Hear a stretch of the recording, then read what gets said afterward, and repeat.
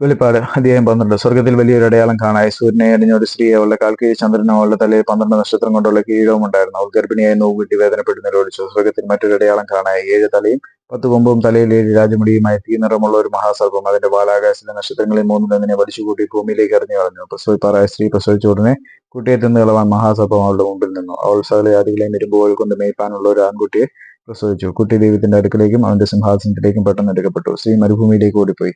അവിടെ അവളെ 1260 ദിവസം പോറ്റേണ്ടതിന് ദൈവം ഒരുക്കിയ ഒരു സ്ഥലം അവൾക്കുണ്ട്.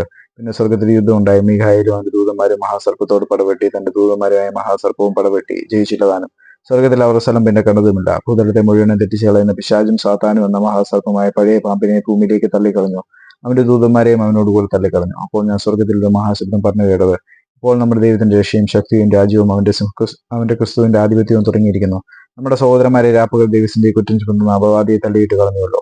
അവർ അവനെ കുഞ്ഞാന്റെ രക്തം ഹേതുവായിട്ടും തങ്ങളുടെ സാക്ഷ്യവചന ഹേതുവായിട്ടും ജയിച്ചു. മരണവരെയൊന്നും തങ്ങളുടെ പ്രാണനെ സ്നേഹിച്ചതുമില്ല. ആകയാൽ സ്വർഗവും അതിൽ വസിക്കുന്നവരുമായുള്ളവരെ ആനന്ദിപ്പിൻ. ഭൂമിക്കും സമുദ്രത്തിനും അയ്യോ കഷ്ടം. പിശാച് തനിക്ക് അല്പകാലമേ ഉള്ളൂ എന്നറിഞ്ഞ് മഹാക്രോധത്തോടെ നിങ്ങളുടെ അടുക്കൽ ഇറങ്ങി വന്നിരിക്കുന്നു. തന്നെ ഭൂമിയിലേക്ക് തള്ളിക്കളഞ്ഞു എന്ന മഹാസർപ്പം കണ്ടിട്ട് ആൺകുട്ടിയെ പ്രസവിച്ച സ്ത്രീയെ ഉപദ്രവിച്ചു തുടങ്ങി. അപ്പോൾ സ്ത്രീക്ക് മരുഭൂമിയിൽ തന്റെ സ്ഥലത്തേക്ക് പറന്നു പോകേണ്ടതിന് വലിയ കഴുകേണ്ടി 2 ചിറക് ലഭിച്ചു. അവിടെ അവളെ സർപ്പത്തോട് അകലെ ഒരു കാലവും ഇരുകാലവും അരക്കാലവും പോറ്റി രക്ഷിച്ചു. സർപ്പം സ്ത്രീ ഒഴുകി കളയേണ്ടതിന് അവളുടെ പിന്നാലെ തന്റെ വായിൽ നിന്ന് നദി പോലെ വെള്ളം ചാടിച്ചു. എന്നാൽ ഭൂമി സ്ത്രീക്ക് തുണ നിന്നു. മഹാസർപ്പം വായിൽ നിന്ന് ചാടിച്ച് നദിയെ ഭൂമി വായ തുറന്ന് വിഴുങ്ങിക്കളഞ്ഞു.